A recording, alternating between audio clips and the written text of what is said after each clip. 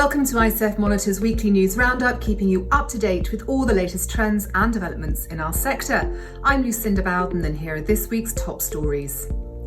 The UK has met its 2030 international student enrolment target nearly a decade ahead of schedule, after over 605,000 students signed up to study at UK universities for the 2020-2021 academic year. Also this week, German universities are reporting an increase in the total number of international enrolments, as well as a rise in new international students choosing to study in the country for the winter 2022. International students in Australia are no longer limited on how many hours they can work in any sector of the economy until April, when the policy will be reviewed. It's part of a nationwide effort to reinvigorate the economy and address skills shortages. And in the latest episode of the ICEF Podcast, we explore a greener future for international education with a feature discussion on climate action in our sector. Don't forget to subscribe to our website icefmonitor.com for additional market intelligence for international student recruitment. The UK has met its 2030 international student enrolment target nearly a decade ahead of schedule. Steady growth in student numbers has been driven mainly from non-EU sending markets such as China and India, with more than 605,000 international students enrolled for university in the UK for the 2020-21 academic year. The latest data from the Higher Education Statistics Agency represent a 30% growth compared to 2017-18 levels, and there are signs of continuing strong demand going forward. Fuelled in part by the reintroduction of post-study work rights for international students, the UK issued a record number of student visas in 2021. Commenting on that record level of student visas, Vivienne Stern, Director of Universities UK International, said, "In the face of unprecedented challenges, UK universities have not only pulled through, but delivered a truly welcoming and high-quality experience for students around the world. Supported by flexible, understanding and competitive policies from the UK government, this has been an extraordinary period in the UK's international student recruitment." Italy and France remain key markets for British higher education within Europe. While German enrolments have declined in recent years, those losses have been offset by growing numbers from Portugal, Poland, Romania and Spain, whilst China and India together account for just over half of all non-EU enrolments in the UK.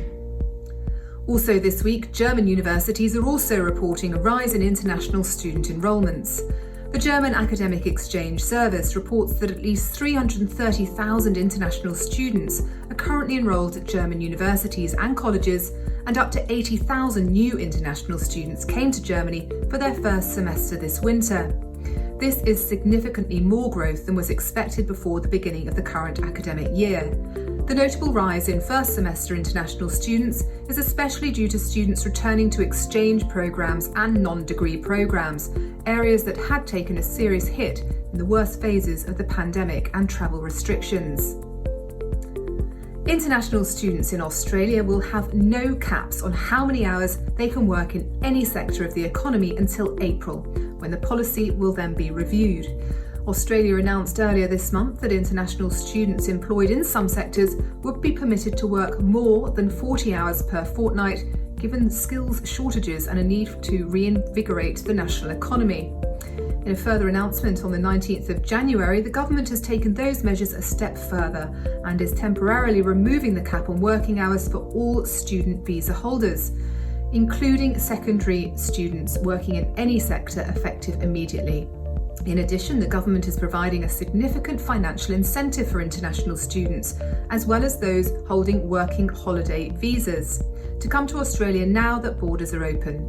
Any student visa holder who is currently offshore and travels to Australia between now and the 22nd of March will be eligible for a refund of their visa application charge, which is a value of $630 Australian dollars.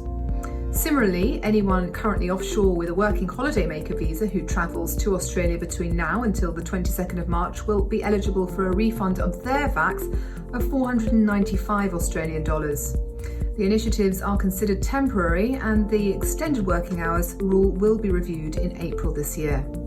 And in the latest episode of the ICEF Podcast, we explore a greener future for international education. ICEF's Craig Riggs, editor of ICEF Monitor, and Martijn van der Veen, Vice President of Business Development at ICEF, are joined by Jonathan Dykes, who's the co-founder of Green Standard Schools, and CJ Tremblay, who's Managing Director of Alethea Global Consulting Cooperative and a founding member of the Climate Action Network for International Educators. For a feature discussion on climate action in our sector, and we preview a new segment named Keys to the Market, with a spotlight on Vietnam as a key growth market for student recruitment. You can listen right now via your favourite podcast app player, and we encourage you to subscribe in order to receive future episodes automatically. Well, that's your weekly news roundup from all of us here at ICEF Monitor. Thank you for watching, and don't forget to subscribe to stay up to date with all the industry trends and developments in the international student recruitment sector.